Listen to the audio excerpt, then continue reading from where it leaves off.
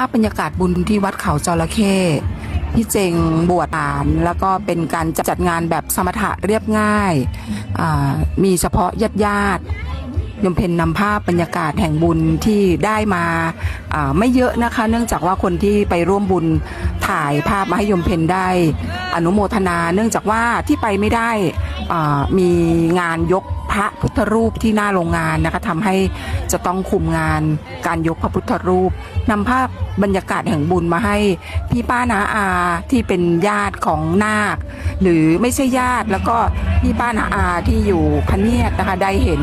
แล้วก็ได้ร่วมอนุโมทนาบุญบวชพระหลานพี่เจงที่วัดเขาจระเข้สาธุค่ะ